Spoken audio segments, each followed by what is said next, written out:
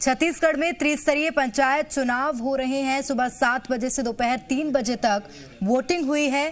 थोड़ी देर में अब वोटों की गिनती शुरू होगी। मतदान केंद्रों में वोटों की गिनती होगी। 330 पंच, 152 सरपंच, 27 जनपद सदस्य चुने जाएंगे। तो सुबह 7 बजे से वोटिंग शुरू हो गई थी और अब दोपहर 3 बजे तक ये वोटिंग चली, जिसके बाद अब थोड़ी देर में वोटों की काउंटिंग होगी। त्रिस्तरीय पंचायत चुनाव के लिए वोटिंग की जा रही थी। 3 बजे तक वोटिंग हुई है। थोड़ी देर में अब वोटों की गिनती शुरू की जाएगी।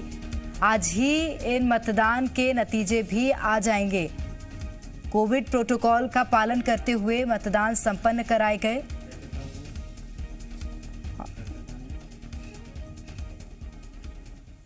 छत्तीसगढ़ में आज लोग गांव की सरकार चुनने के लिए वोट डाल रहे हैं। मतदान की 5 तस्वीरें आपको दिखाते हैं। तस्वीरें कवर्धा की हैं, कोरिया, बलौदाबाजार, जांजगीर चांपा और दुर्ग से 5 तस्वीरें आपको दिखा रहे हैं। कवर्धा में भी लोगों ने बढ़ चढ़कर वोटिंग में हिस्सा लिया, उत्साह देखने के लिए मिला। इसी के साथ कोरिया, बलौदाबाजार, जांजगीर चांपा और दुर्ग में भी कुछ ऐसा ही नजारा देखने के लिए मिला, जहां पुलिस की चाक चौबंद व्यवस्था, कोविड का पालन करते हुए गाइडलाइंस का लोगों ने वोट डाले। तो अब 3 बजे तक वोट डाले हैं लोगों ने। मतदान हुआ है 3 बजे तक। उसके बाद अब थोड़ी देर में वोटों की काउंटिंग शुरू होगी। तो गांव की सरकार चुनने के लिए लोग मतदान केंद्र पहुंचे, लोगों ने वोटिंग की है।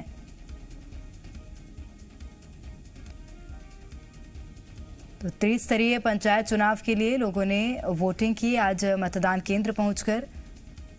और ये 5 तस्वीरें छत्तीसगढ़ के अलग अलग क्षेत्रों की आप देख रहे हैं, जहां लोग मतदान के लिए केंद्र पहुंचे थे और अपने मताधिकार का प्रयोग किया। छत्तीसगढ़ में त्रिस्तरीय पंचायत चुनाव के लिए मतदान के दौरान राज्य निर्वाचन आयुक्त ठाकुर राम सिंह ने मतदान केंद्रों का निरीक्षण किया। रायपुर जिले में मतदान केंद्रों का निरीक्षण करते हुए ठाकुर राम सिंह ने मतदान केंद्रों में की गई व्यवस्था का जायजा भी लिया। छत्तीसगढ़ में त्रिस्तरीय पंचायत चुनाव के लिए आज मतदान हुआ। मतदान के बाद वोटों की गिनती भी शुरू होगी। तो मतदान केंद्रों का जायजा लिया ठाकुर राम सिंह ने। त्रिस्तरीय पंचायत चुनाव का उन्होंने जायजा लिया। गांव की सरकार के लिए लोगों ने अपने मताधिकार का आज प्रयोग किया है और अब मतदान के बाद थोड़ी देर में वोटों की गिनती शुरू होगी। मतदान केंद्रों पर राज्य निर्वाचन आयुक्त पहुंचे थे और जायजा लिया मतदान केंद्रों का, तैयारियों का, व्यवस्थाओं का।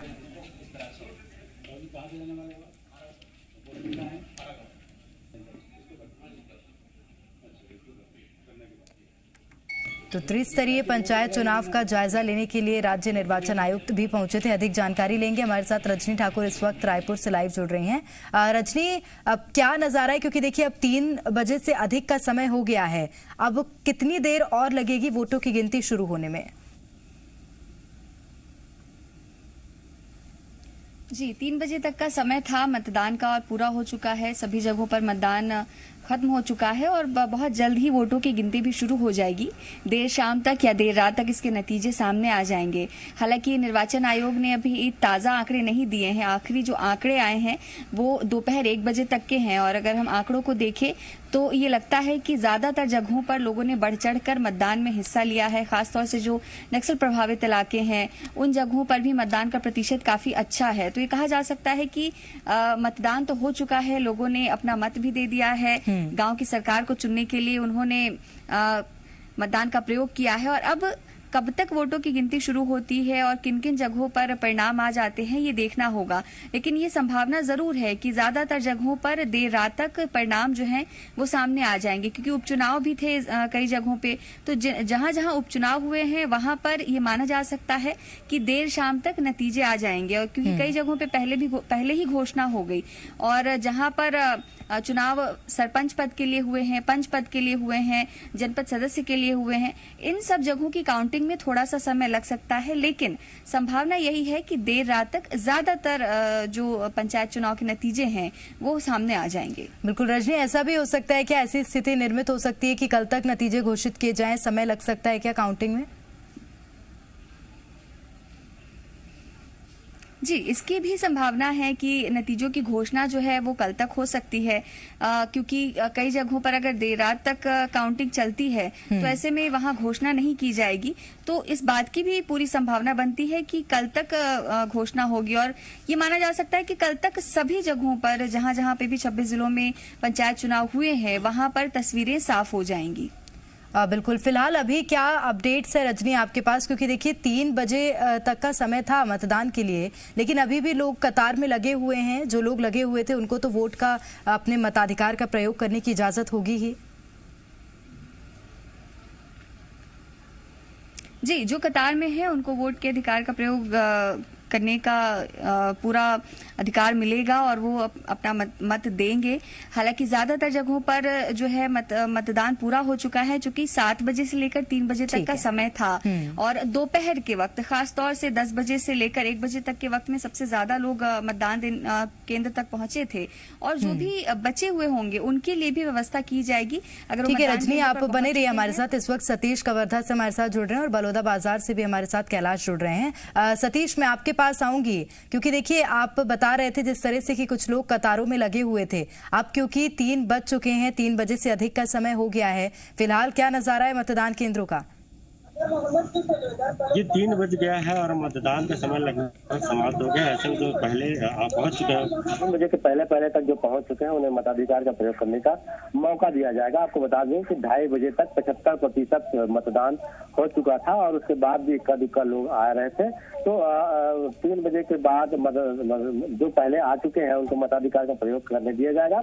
उसके बाद ही स्थिति स्पष्ट हो पाएगी कि कितना प्रतिशत जो है मतदान हो गया है। और उसके बाद तमाम औपचारिकता पूरी करने के बाद मतगणना की जो प्रक्रिया शुरू कर दी जाएगी, जो काफी चुनौतीपूर्ण होगा, क्योंकि जो मतदान हुआ है वो बैलेट पेपर के आधार पर हुआ है। तो बैलेट पेपर को अलग अलग छटनी करनी पड़ती है, और छटनी करने के दौरान ही कई प्रकार के विवाद होते हैं, क्योंकि उससे छप्पा लगाया जाता है।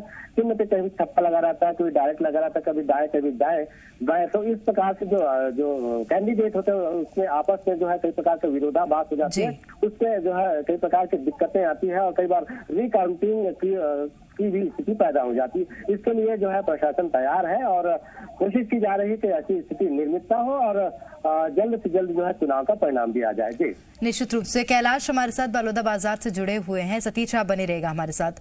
कैलाश, आपसे जानना चाहूंगी, क्योंकि देखिए अब क्या फिलहाल अपडेट्स मिल रहे हैं आपको, कितनी देर में मतगणना जो है वो शुरू हो सकेगी? देखिए, कुछ जगहों में जो है वो वहां पर अभी भी मतदान जारी है। मैं जिस बूथ में खड़ा हूँ वहां पर भी अभी मतदान जारी है। मतदान पूरी तरीके से अभी बंद नहीं हुआ है। हालांकि मेन गेट बंद कर दिया गया है और जो मतदाता बचे हैं उनको एंट्री भी बंद कर दी गई है। लेकिन जो ग्राउंड के अंदर आ गए हैं, मतदान बूथ के अंदर आ गए हैं, उनको मतदान करने की जो प्रक्रिया है वो जारी है। अब इसके बाद जब मतदान पूरी हो जाएगी उसके बाद फिर मतगणना शुरू होगा।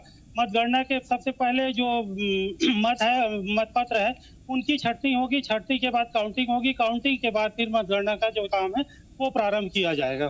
बिल्कुल, तो इंतजार थोड़ा सा और करना पड़ेगा मतगणना के लिए। रजनी हमारे साथ लगातार जुड़ी हुई। रजनी, एक बात, क्योंकि देखिए जब पंचायत चुनाव की मतगणना की बारी आती है तो बहुत बार देखा जाता है कि विवाद की स्थिति बनती है। उस विवाद की स्थिति से कैसे निपटा जाएगा, क्योंकि जैसे सतीश भी हमें बता रहे थे अभी कि कोशिश यही है कि विवाद की स्थिति ना बने और रिकाउंटिंग की स्थिति ना बने।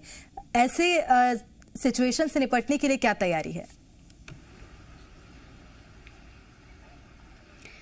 जी बिल्कुल, छोटे मोटे विवाद देखने को मिलते ही हैं। हमने देखा कि निकाय चुनाव के लिए भी जब मतगणना की जा रही थी उस वक्त भी कई जगहों से विवाद की खबरें आई, लेकिन चूंकि पंचायत चुनाव है और ऐसे में विवाद की बहुत ज्यादा गुंजाइश नहीं रहती है, लेकिन उसके बावजूद कोशिश यही रहेगी कि अगर कहीं पर विवाद होता है या कोई आपत्ति होती है तो उसे बातचीत के जरिए सुलझाया जा सके। अगर बातचीत के जरिए भी विवाद नहीं सुलझ पाता है तो उसके बाद रिकाउंटिंग की जाएगी। बिल्कुल। सतीश, क्या माना जाए, क्या अगले आधे घंटे में ये जो मतगणना है वो शुरू हो सकती है? चलिए, सतीश ने बलौदा बाजार से हमारे साथ जुड़े हुए हैं कैलाश। कैलाश, क्या स्थिति है फिलहाल वहां पर केंद्रों पर? लगभग जिले में जो भी है मतदान की प्रक्रिया पूरी हो चुकी है। कुछ जगहों में जहां पर ज्यादा मतदाता है वहां पर अभी मतदान जारी है। वो भी मुश्किल से आधे घंटे में ये सब समाप्त हो जाएगा। उसके बाद फिर जो मतगणना है वो शुरू हो जाएगा। ठीक है, किशोर हमारे साथ जुड़े हैं राजनांदगांव से। किशोर, आपसे भी जानेंगे राजनांदगांव में फिलहाल क्या स्थिति मतदान केंद्रों की, क्या जो मतदाता हैं वो पूरे हो चुके हैं, उन्होंने वोटिंग कर ली है, या जिस तरह से हमें लगातार जानकारी मिल रही है कि कुछ मतदाता बचे हुए हैं उनको अभी इजाजत है वोट डालने की? जी देखिए, सुबह 7 बजे से यहाँ पर मतगणना शुरू हुई थी और 3 बजे तक यहाँ पर मतदान हुआ है। ठीक 3 बजे हम जिस मतदान केंद्र में इस वक्त खड़े हैं, ठीक 3 बजे इस प्रीमाइसेस का जो मेन मुख्य गेट है उस पर ताला लगा दिया गया है।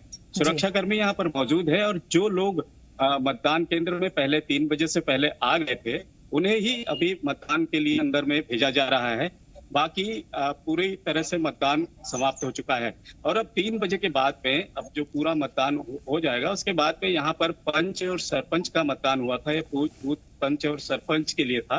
तो यहाँ पर मतगणना की तैयारियां शुरू हो गई है और इसके बाद में शाम तक इसके नतीजे आ जाएंगे। अमूमन आपको बता दूं कि राजनांदगांव जिले के 5 जनपद सदस्यों और 5 सरपंचों और 12 पंचों का निर्वाचन हुआ है आज और इन सभी जगहों पर अभी पूरी तरह से निर्वाचन मतदान की प्रक्रिया समाप्त की है। जो लोग अभी मतदान केंद्र के भीतर थे उन्हीं से ही मतदान अभी कराया जा रहा है। बिल्कुल, तो व्यवस्थाएं चाक चौबंद है। देखना होगा कितनी देर में वोटों की काउंटिंग शुरू होती है, क्योंकि अब समय पूरा हो चुका है मतदान का। बहुत शुक्रिया आप सभी का तमाम जानकारी साझा करने के लिए। खबरों में बने रहने के लिए आप हमारे फेसबुक, ट्विटर और इंस्टाग्राम पेज को फॉलो कर सकते हैं। लेटेस्ट अपडेट के लिए आप हमारे यूट्यूब पेज को सब्सक्राइब भी कर सकते हैं और हाँ, बेल आइकन पर क्लिक करना न भूलें।